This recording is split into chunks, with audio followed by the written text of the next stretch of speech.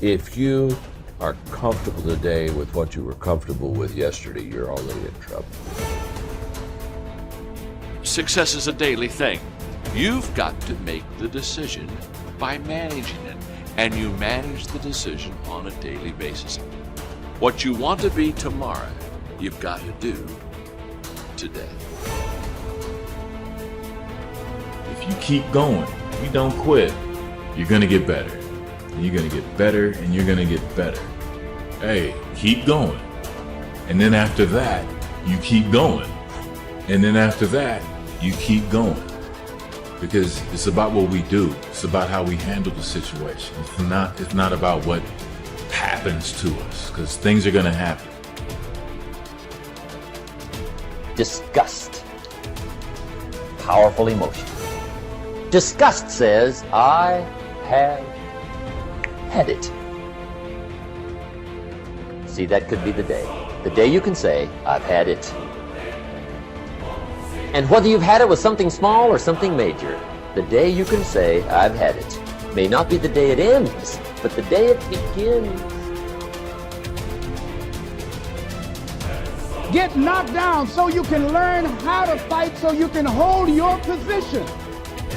See, most people don't get out in the arena of life because they don't want to fight. Most people don't get out there because they don't want to get knocked down. They don't want to be dropped to their knees. But see, you're going to be dropped whether you're on the field or whether or not you're sitting on the sidelines. You're going to be dropped. So at least get dropped for something. Don't get knocked down while you're sitting down. See, that's how most people are spectators in life. You don't want to be a spectator. You want to get out in the field where the action is, and you will be amazed. After the struggle, there will be a calm period, and things will begin to click for you. What are you doing to make your next effort your best effort? Are you reaching deep down inside to fight through everything that you're going through right now? Or are you settling to be where you are at this current moment? The more you do, the more you realize you can do. You expand your capacity.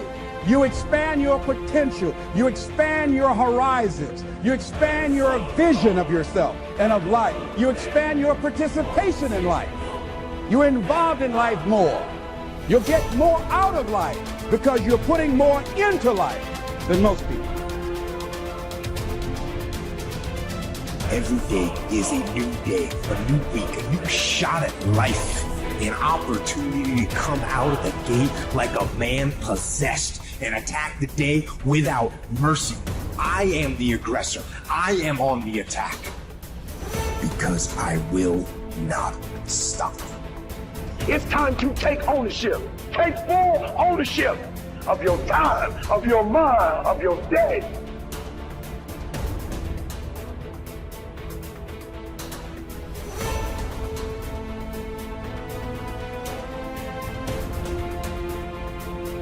Here's a most important question to spend some time answering. What kind of person will I have to become to get all I want?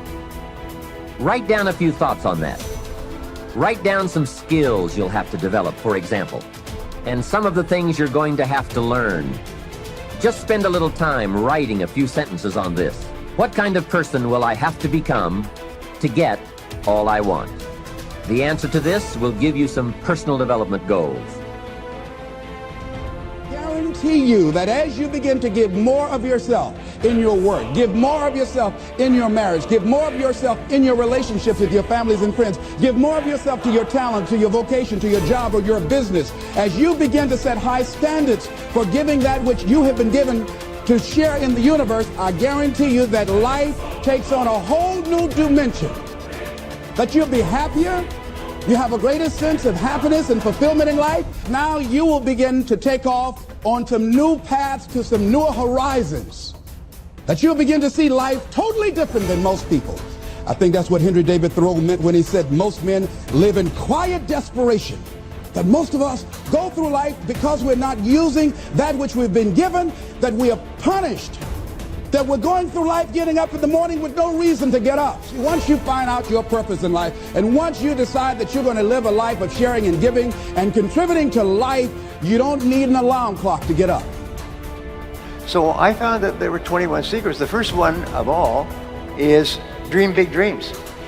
I couldn't believe it. Every single person who finally made it said the turning point in their life, they were driving down the road of life, not making much progress, which is that 80-20 rule that you hear. 80% of people make 20% of the money, and 20% of the people make 80% of the money.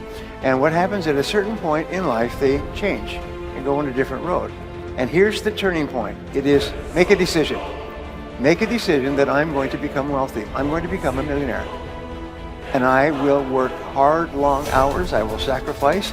I will pay the price. I will do everything that is necessary, because you have a millionaire maker organization right here. The sole focus of this job is many wonderful benefits for users of the product, but the sole focus of this is for you to become wealthy by becoming successful, so that you can do all the wonderful things that you want to do for yourself and your family. So make a decision that, by gum, I'm going to do it. And I realized at the age of 36 that I'd wished and hoped and prayed, but I never made a decision. I oh yeah, maybe someday it'll happen. Maybe there'd be a miracle on something. So I bought penny stocks or mining stocks, and I did all kinds of stuff, and not a darn thing happened. And then I found that the two things that millionaires say, number one is I was not more talented or smarter. I didn't get better grades than other people. He said, but I was willing to work harder than anyone else. I was willing to work harder than anyone else. I was willing to work harder, start earlier, work harder, stay later than anyone else. And you know, self-made millionaires on average work about 59 hours a week. They work about 6 days a week at 10 hours a day, or 7 or 5 days a week at 12 hours. There are very few wealthy people who work 5 days a week. In fact, there probably aren't any. They may work 5 days a week, but it's way after they've achieved their financial goals. The second thing they found is that they were frugal. Is they earned the money, but they didn't spend it all. Is they saved the money. Because there's a time in your life where you can be generous. You can buy things, you can take trips, you can get new cars and new homes and a home in the mountains and so on, but not early. I had a banker once who was very helpful to me, and I still remember, his name was Alan. He said, we do banking for owners of small and medium-sized businesses, and we can always tell when the business is going to get into trouble. Is the owner of the business decides to take all his money and build a new house. He said, you can always tell because it's too soon. Is they spend their money too soon. If they waited another 5 years, they could have bought or built a house without a problem. But what they do is they start to get some progress and they start to go a little bit wild. So your job is to become a self-made millionaire, and LifeVantage's job is to help you get there, and my job is to tell you what to do. I'm going to show you the recipes and the formulas that you can use. And sometimes it just takes one choice. And remember, 87% of millionaires and billionaires are self-made. They started with nothing. And nobody's smarter than you, and nobody's better than you. Nobody's smarter than you, nobody's better than you. If somebody else can do it, especially with all the disadvantages that many people start off with, if someone else can do it, you can do it as well. That's the proof. Abraham Lincoln once said that some become wealthy is proof that all can become wealthy. It's just the very fact that a person does well, it's proof. They started with nothing and they became wealthy, well, there's the proof, you can do it as well. Just do the same things over and over again. The only way that I'll come back is if we sell this company, we create something that's predicated on value, we focus on building a community, we focus on connecting with our customers, with really doing something amazing that we'll be proud of, that we'll have passion for. There's a great quote often attributed to Mother Teresa. Nobody will act for the many, but people will act for the one. And so I started thinking about my mom and my sister, morbidly obese. I knew I was going to lose them too early if somebody didn't solve that problem. And so for 3 very different reasons, we decided to sell the technology company and start a nutrition company. And when we started that company, everybody told us we were crazy. There were 1,600 protein bars already on the market when we started Quest. The category had been declining for years. One potential distributor actually said, I need another protein bar like I need another hole in the head. That sound familiar with your guys' circumstances? It's not a great time in your business. Not a lot of inventory.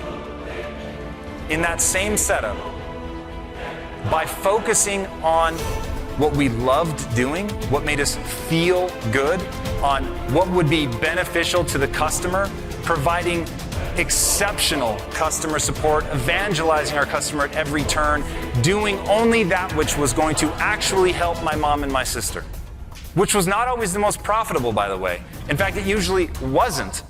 But it made us feel good about who we were. And so we didn't know if we were going to build a big business, but we knew that we were going to believe in it. We knew that we were going to be passionate about it. We knew that we were going to touch people's lives. And that became the rallying cry for the business. Actually deliver value. Do things that other people just can't imagine. And that's how we went from not existing to being valued at over $1 billion in less than 5 years. Just as we were coming out of the Great Recession, into an industry that was oversaturated and declining. Because let me tell you something right now and burn this into the core of your soul. There's always room for the best. There's always room for the best. And if you're prepared to become the best, you can become unstoppable.